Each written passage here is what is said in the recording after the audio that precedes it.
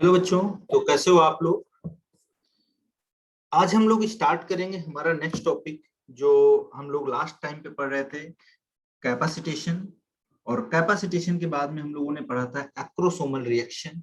और acrosomal reaction के बाद में अब हम पढ़ेंगे कि पॉलीस्पर्मी को हम कैसे ब्लॉक करते हैं, यानी कि प्रिवेंशन ऑफ पॉलीस्पर्मी। तो देखते हैं, कुछ बातें हैं वहां पर जो हम लोग डिस्कस करेंगे। तो हेडिंग डाल लेंगे हम, प्रिवेंशन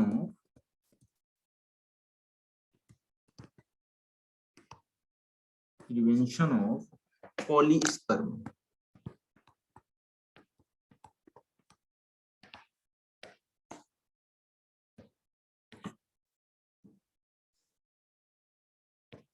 तो पॉलीस्पर्मी को कैसे ब्लॉक करेंगे, अब इस चीज को समझने के लिए हम एक डायग्राम बनाएंगे। तो लास्ट टाइम पे आपको याद होगा, जब हम लोग पढ़ रहे थे, जो पूरा स्ट्रक्चर था सेकेंडरी ओसाइट, या जिसको हम ओवम बोल रहे थे बाय डिफॉल्ट, उसको जब आप देखोगे तो कुछ इस तरीके का स्ट्रक्चर था। यहाँ पर ये न्यूक्लियस हमने मान लिया था, और यहाँ पर हम लोग बोलेंगे कि बहुत इंपॉर्टेंट पार्ट है ये। यहाँ पर हम लोग देखेंगे इनर साइड में कुछ ऐसी जो है स्ट्रक्चर्स देखने को मिलती हैं वेसिकल टाइप में, और इनके अंदर बच्चों क्या भरा हुआ होता है, तो आप बोलोगे इनके अंदर पाया जाता है कॉर्टिकल ग्रेन्यूल्स। तो इनको हम बोलते हैं कॉर्टिकल ग्रेन्यूल्स। तो यहाँ पर मैं अभी वन बाय वन लेबलिंग कर दूंगा आपको क्या क्या चीजें हैं। अब इस लेयर के बाहर, ये तो प्लाज्मा मेम्ब्रेन है, अब इसके बाहर जब आप आओगे तो क्या देखोगे, तो देखते हैं यहाँ पर एक तरफ जहां आप बोलोगे स्पर्म एंट्री करेगा, है ना। तो ये इसके बाहर जो लेयर होगी उसको हम दूसरे जो है कलर से ड्रॉ किए दे रहे हैं। कुछ इस तरीके से एक लेयर और यहाँ पर देखने को आपको मिलेगी।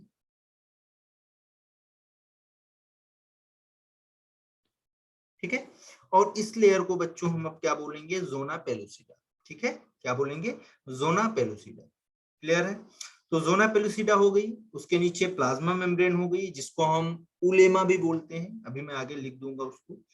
और देखा उसके अंदर हम लोग ओवम है, और उलेमा जो है या प्लाज्मा मेम्ब्रेन है, उसके इनर साइड में आप देख रहे हो क्या है, वहां पर कुछ ग्रेन्यूल्स प्रेजेंट हैं जिनको हम बोलते हैं कॉर्टिकल ग्रेन्यूल्स। ठीक है, अब देखिए स्पर्म आएगा, स्पर्म को हम यहाँ पर एंट्री करके दिखा रहे हैं। तो बहुत सारे स्पर्म्स आके जो है क्या करेंगे, ऐसे अटैच होंगे ओवम से, कई सारे स्पर्म आके अटैच होंगे, लेकिन एक ही स्पर्म ऐसा होगा जो क्या करेगा, उस पर्टिकुलर ओवम को फर्टिलाइज करेगा। तो ये स्पर्म आएगा, और जो ओवम है तो उसका एक साइट होता है, उसको बच्चों हम बोलते हैं, इस साइट को हम क्या बोलेंगे, जहां पर ये एंट्री कर रहा है, यहाँ पर हम समझेंगे यहाँ पर। तो इस साइट को हम क्या बोलते हैं, that is known as cone of reception या फर्टिलाइजेशन कोन, ऐसे लिख लेंगे, फर्टिलाइजेशन कोन। तो ये फर्टिलाइजेशन कोन यहाँ पर आपको देखने को मिलेगा, ओवम के पास में होगा, और उसी कोन पे आके जो एंट्री ऑफ जो पाथवे है एंटर करने का, वहां पर आके अटैच होगा जो स्पर्म, वही जाके क्या करेगा, उसको फर्टिलाइज कराएगा। तो सबसे पहले फर्टिलाइजेशन जो कोन था उस पे आके स्पर्म क्या हुआ, अटैच हुआ। तो सबसे पहले हम लिख लेंगे स्पर्म क्या हुआ, अटैच एट फर्टिलाइजेशन कोन।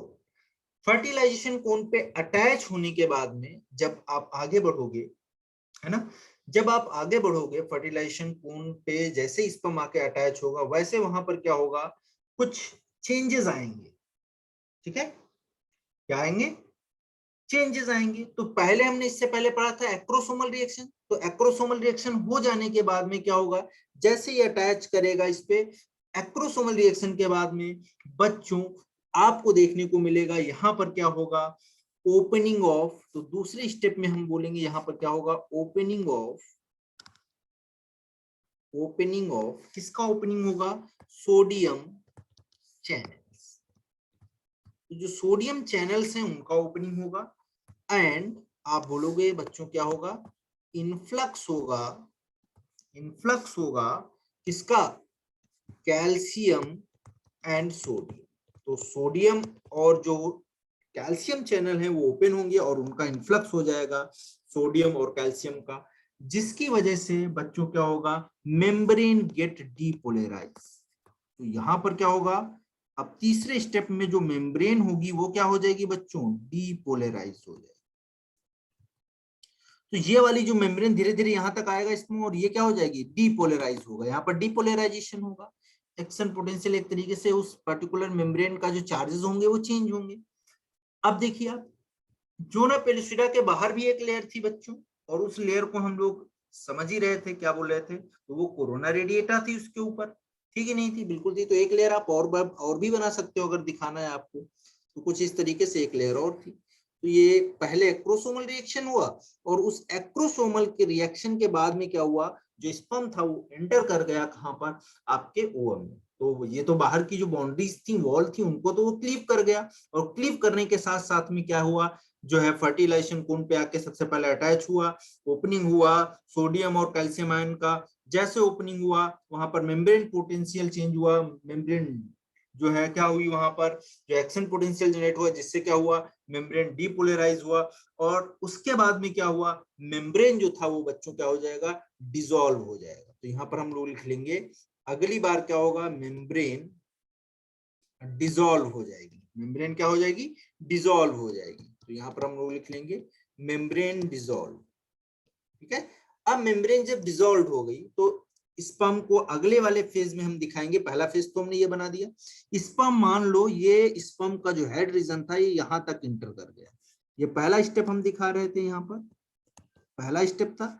अब दूसरे स्टेप में हमने देखा यहाँ पर क्या, मान लो मेम्ब्रेन क्या हुआ, यहाँ पर ये अंदर चला गया इसमें, और टेल रीजन तो बाहर रह गया, तो वो तो आएगा नहीं अंदर, वो तो बाहर ही रह गया। अब जैसे ये जो है एंटर करेगा, वैसे क्या होगा यहाँ पर, क्योंकि मेम्ब्रेन डीपोलराइज हुआ, मेम्ब्रेन डिसॉल्व हुआ, तो जो कॉर्टिकल ग्रेन्यूल्स थे ये ब्रस्ट कर जाएंगे। तो नेक्स्ट जो आपका होगा यहाँ पर, आप बोलोगे यहाँ पर क्या होगा, जो ग्रेन्यूल्स थे कॉर्टिकल ग्रेन्यूल्स वो क्या हो गए, ब्रस्ट हो गए। और इस स्पर्म को हम थोड़ा और ऊपर से ऐसे अगले पार्ट में दिखाएंगे, तो आप बोलोगे कुछ इस तरीके से स्पर्म यहाँ पर ऐसे, ठीक है।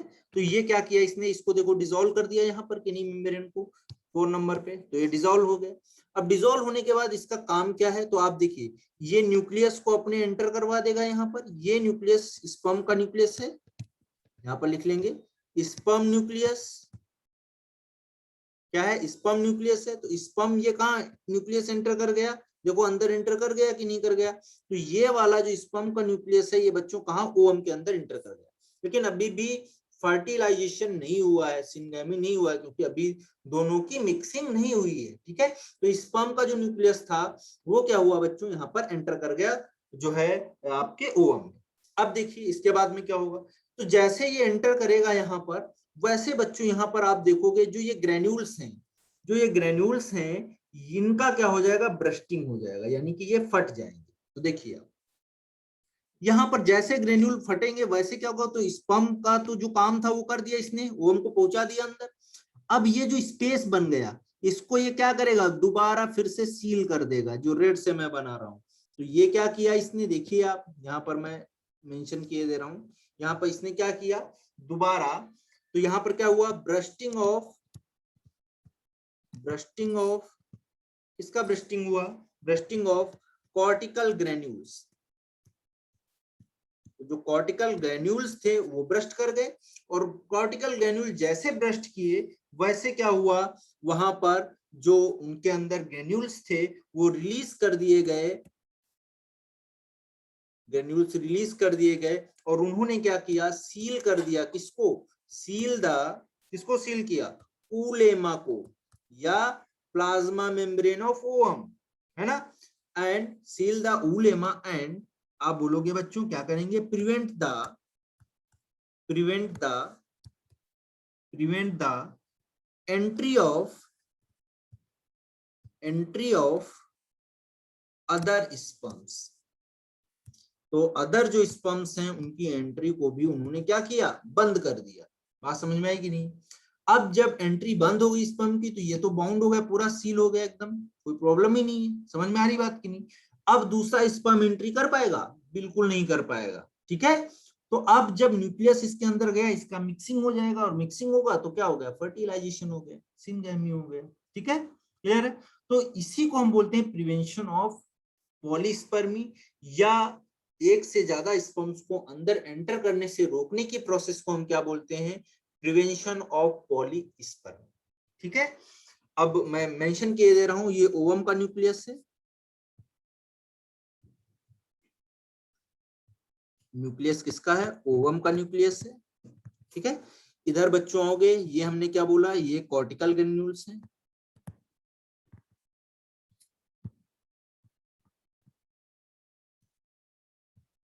और उसके बाद में बच्चों कॉर्टिकल ग्रेन्यूल के बाद में आप बोलोगे ये जो स्पर्म है ये किसका है, न्यूक्लियस वाला स्पर्म है, ये वाला, ये माइग्रेट करके जा रहा है वहां पर। ठीक है, उसके बाद आप देखोगे ये वाली लेयर जो थी, ये हमने क्या बोला था, जोना पेलुसिडा, जेडपी से दिखा रहे हैं।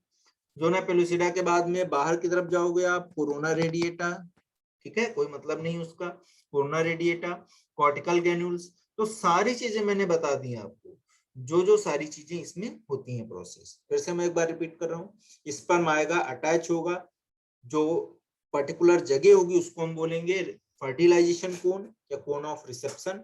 इस वाली जगह पे आके वो अटैच होगा, और जो ओवम के पास ये फर्टिलाइजेशन कोन है, यही एंट्री पॉइंट है या गेटवे है, समझ सकते हो आप, ओवम को फर्टिलाइज करने का। तो स्पर्म अटैच हुआ फर्टिलाइजेशन कोन से, उसके बाद तुरंत क्या होगा, ओपनिंग होगा सोडियम और जो है आपके calcium voltage gated ion channel का। जैसे वो ओपन होंगे तो उससे पहले भी एक और प्रोसेस होगा जिसको हम बोलते हैं क्या, एक्रोसोमल रिएक्शन। तो एक्रोसोमल रिएक्शन होगा, तो पहले ही पीछे बता चुका हूं मैं, कोरोना डाइजेस्टिव एंजाइम्स और जो है आपका जोना पेलुसिडा, जोना लाइसिन वगैरह होंगे, हाइड्रेज होंगे, वो सारे क्या करेंगे, अपना अपना काम कराएंगे। उसके बाद आगे जैसे ये बढ़ेगा तो फर्टिलाइजेशन कोन ऑफ रिसेप्शन के थ्रू आगे जाएगा, और फिर क्या करेगा, ओपनिंग करवा देगा सोडियम एंड कैल्शियम चैनल्स की। जैसे वो चैनल ओपन होंगे, मेम्ब्रेन जो है पोटेंशियल चेंज होगा, और मेम्ब्रेन पोटेंशियल जैसे चेंज होगा तो मेम्ब्रेन क्या हो जाएगा, डिसॉल्व होने लगेगा, और डिसॉल्व होने के बाद में जो कॉर्टिकल ग्रेन्यूल्स हैं वो बाहर रिलीज कर दिए जाएंगे ब्रस्ट होने के बाद में, और वो क्या करेंगे, जो ग्रेन्यूल्स होंगे वो जहां से स्पर्म एंट्री किया था, जहां से उसने ओवम को अपने न्यूक्लियस को अंदर भेजा था, उस वाले पॉइंट को अब सील करना है, क्योंकि दोबारा फिर पीछे से कोई स्पर्म ना आ जाए। तो इसलिए क्या होगा, वहां पर सीलिंग हो जाएगा, और उसी को हम बोलेंगे अब कोई भी स्पर्म आगे जाके नहीं आ पाएगा, इस ओवम को फर्टिलाइज नहीं कर पाएगा, नहीं तो प्लॉइडी लेवल चेंज हो जाएगा। तो आपको पता है 23 यहाँ पर आएंगे, और 23 यहाँ से आएंगे, यहाँ से, और अगर पीछे से एक और स्पर्म आ गया तब तो ट्रिप्लॉइड हो जाएगा। अभी 2n है, डिप्लॉइड है, ट्रिप्लॉइड हो जाएगा तो प्रॉब्लम हो जाएगी, ये तो एबनॉर्मेलिटी हो जाएगी। ठीक है, तो ये सारी बातें हैं। ठीक है, क्लियर है। तो यहाँ पर ये सारी बातें किस वजह से होती हैं, कैल्शियम के इन्फ्लक्स। तो जैसे ब्रस्टिंग ऑफ ग्रेन्यूल्स होगा, ये किस वजह से हो रहा है, तो कैल्शियम के इन्फ्लक्स से हो रहा है। यहाँ पर मैं लिखे दे रहा हूँ, इन्फ्लक्स ऑफ कैल्शियम। तो कैल्शियम कहाँ से बेटा एंटर करेगा, यहाँ से कैल्शियम बाहर से एंटर करेगा अंदर, और जैसे एंटर करेगा तो ये कॉर्टिकल ग्रेन्यूल ब्रस्ट कर जाएंगे, और जैसे ब्रस्ट करेंगे ये रिलीज होकर इसको सील करने लगेंगे दोबारा से। अब दूसरा स्पर्म एंट्री नहीं कर पाएगा, तो इसको बोलते हैं प्रिवेंशन ऑफ पॉलीस्पर्मी। ठीक है, तो आई होप सभी को समझ में आ गया होगा, बहुत ही इंपॉर्टेंट और बहुत ही इंटरेस्टिंग टॉपिक था।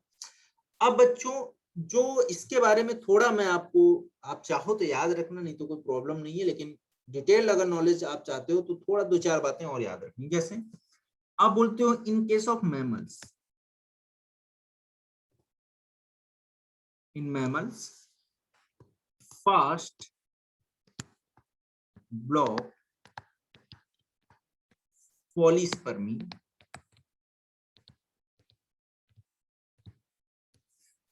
is not reported.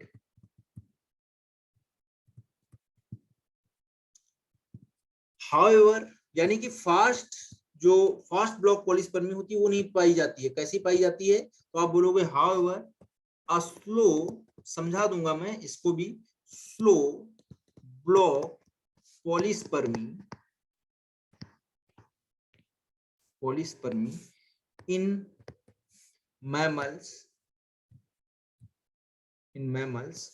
occurs। ठीक है, तो मैमल्स में जो पॉलीस्पर्मी जो होता है वो कैसा होता है, ब्लॉक पॉलीस्पर्मी कैसा होता है, स्लो टाइप का होता है। ठीक है, कैसे होता है वो सारी बातें हम लोग 2-4 पॉइंट है वो मैं पढ़ा भी दिया हूँ आपको, पीछे बता भी दिया हूँ, डिस्कस भी कर लिया है, और लिख लेते हैं। तो हम बोलेंगे कि एंजाइम जो है from the cortical granules, enzymes from the cortical granules modified the zona pellucida। ठीक है, प्रोटीन्स।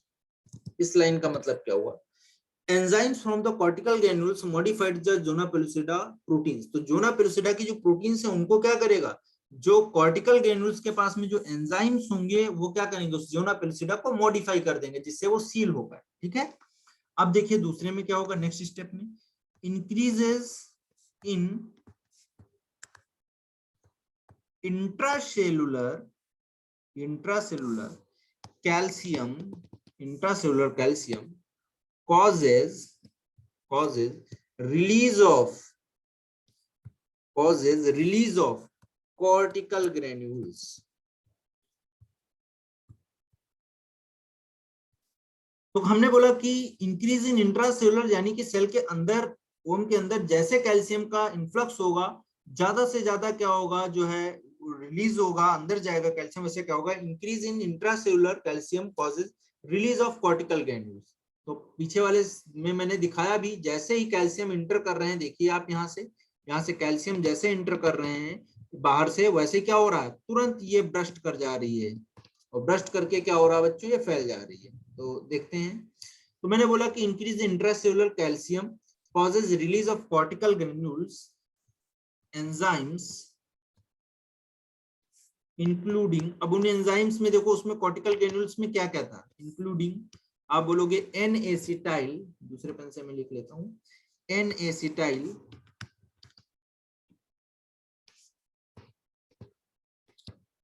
ग्लूकोसामिनिडेज। ये बहुत आपको आगे तक काम आएगा, ये एक एंजाइम निकालता है जो कॉर्टिकल ग्रेन्यूल के पास में होता है। तो आप बोलोगे ये एंजाइम निकलेगा और ये कैपेबल होता है, it capable of cleaving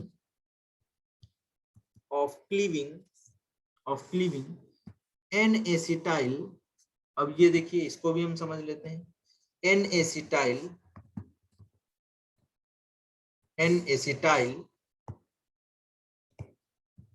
glucosamine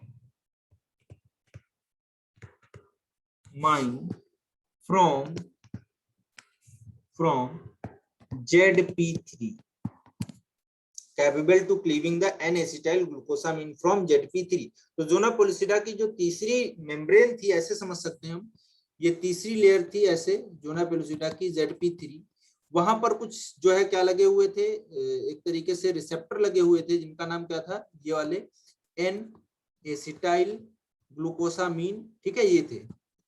और इधर आप बोले थे जो कॉर्टिकल ग्रेन्यूल्स है, तो यहाँ से कॉर्टिकल ग्रेन्यूल्स मान लो फूटे, और कॉर्टिकल ग्रेन्यूल जैसे फूटेंगे तो उनके पास रिसेप्टर था, तो ये ऐसे इस तरीके से स्ट्रक्चर्स थे।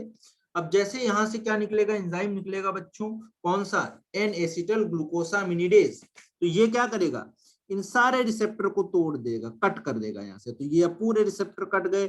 अब यहाँ से कोई स्पर्म आके अटैच नहीं कर पाएगा। ठीक है, तो वही मैंने लिखा है कि capable to cleaving N acetyl glucosamine from ZP3 protein of zona pellucida. ठीक है, तो नेक्स्ट पॉइंट में लिखते हैं, सो इसलिए no more sperms can recognize ZP and polyspermy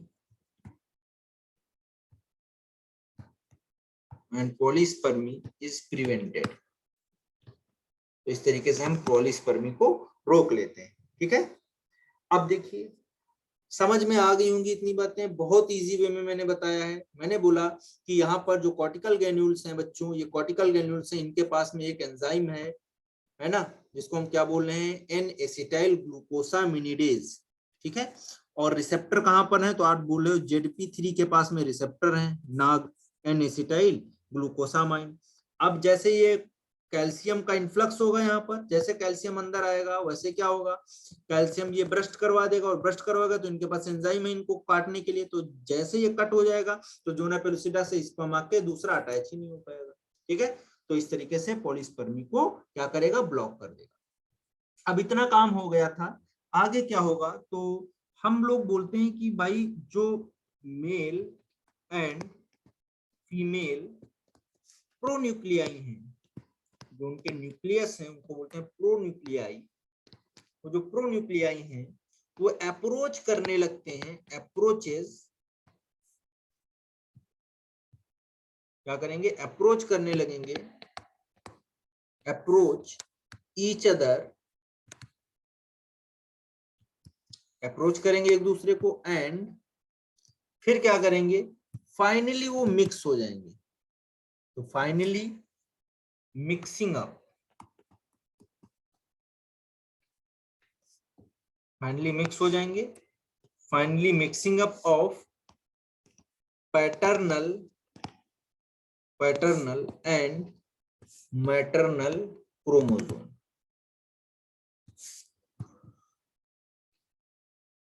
तो जो पैटर्नल और मैटरनल क्रोमोसोम होंगे वो आपस में क्या हो जाएंगे बच्चों, मिक्स हो जाएंगे। और इस प्रोसेस को अगर आपको याद हो तो पहले भी हम लोग डिस्कस कर चुके हैं, इस प्रोसेस को हम क्या बोलते हैं, एम्फीमिक्सिस।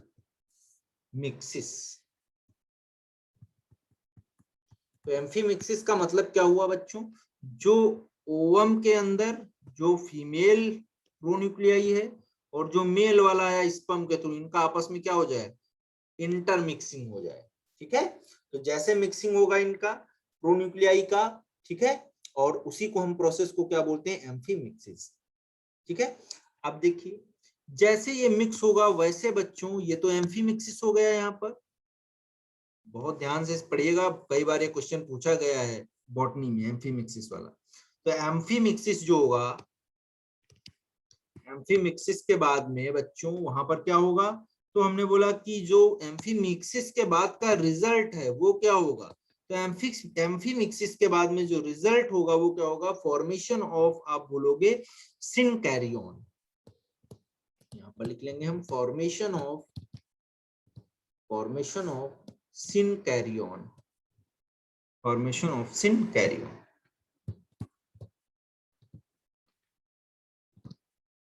तो सिनकैरियन का फॉर्मेशन हो गया, क्लियर है। या बच्चों आप बोलोगे क्या बन गया, जाइगोट बन गया। सिन मतलब साथ में, कैरियन मतलब न्यूक्लियस, तो जाइगोट बन गया।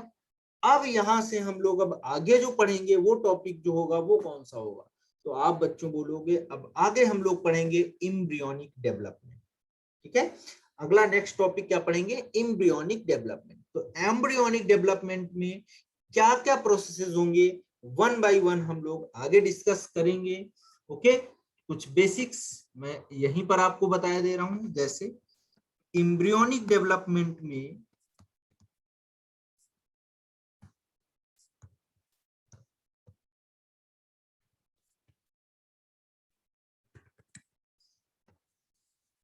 एम्ब्रियोनिक डेवलपमेंट में कौन कौन सी प्रोसेसेस होंगी। तो सबसे पहले देखिए, एक आपको स्टडी करना है या पढ़ना है क्लीवेज। मैं बताऊंगा क्लीवेज क्या होते हैं, किस तरीके के डिविजन्स होते हैं। क्लीवेज के बाद में बच्चों ब्लास्टुलेशन होता है, और ब्लास्टुलेशन का मतलब क्या है, किस तरीके से ब्लास्टुला का फॉर्मेशन होता है। जैसे हमारे केस में क्या होता है, ब्लास्टोसिस्ट बनती है। अब एक एक करके आपको बहुत इजी वे में सारी चीजें समझ में आएंगी। ब्लास्टुलेशन के बाद में जो ब्लास्टोसिस्ट है उसका क्या होगा बच्चों, इम्प्लांटेशन।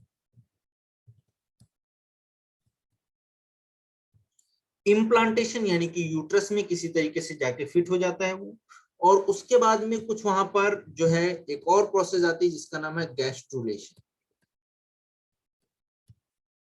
और गैस्ट्रुलेशन में क्या होता है, तो गैस्ट्रुलेशन में आप बोलोगे एक ऐसा प्रोसेस है जिसमें कुछ चेंजेस आते हैं, कुछ जो है मूवमेंट्स होते हैं, मेटा जो है मॉर्फिक जो है मॉर्फोजेनेटिक मूवमेंट्स होते हैं, उनको हम बोलते हैं गैस्ट्रुलेशन। तो वो आगे डिस्कस कर लेंगे थोड़ा बहुत उसके बारे में, ज्यादा आपके सिलेबस में है नहीं। गैस्ट्रुलेशन के बाद में अब क्या बनने लगता है, ऑर्गेनोजेनेसिस होने लगता है। तो आप आगे पढ़ोगे इसके बाद में ऑर्गेनोजेनेसिस, कौन सी लेयर से किस तरीके का ऑर्गन डेवलप हो रहा है, एक्टोडर्मल, मेसोडर्मल है या एंडोडर्मल है। तो वो सारी बातें हम यहाँ ऑर्गन के फॉर्मेशन में पढ़ेंगे, कैसे क्या है, ठीक है। और नेक्स्ट क्लास में हम लोग अब आगे लेके जाएंगे एम्ब्रियोलॉजी को, यानी कि एम्ब्रियोनिक डेवलपमेंट के केस में जो है बात करेंगे। तो आप लोग आई होप सारी बातें समझ गए होंगे, ठीक है। तो आज के लिए बच्चों यहीं तक रखते हैं, मिलते हैं नेक्स्ट क्लास में। Thank you so much.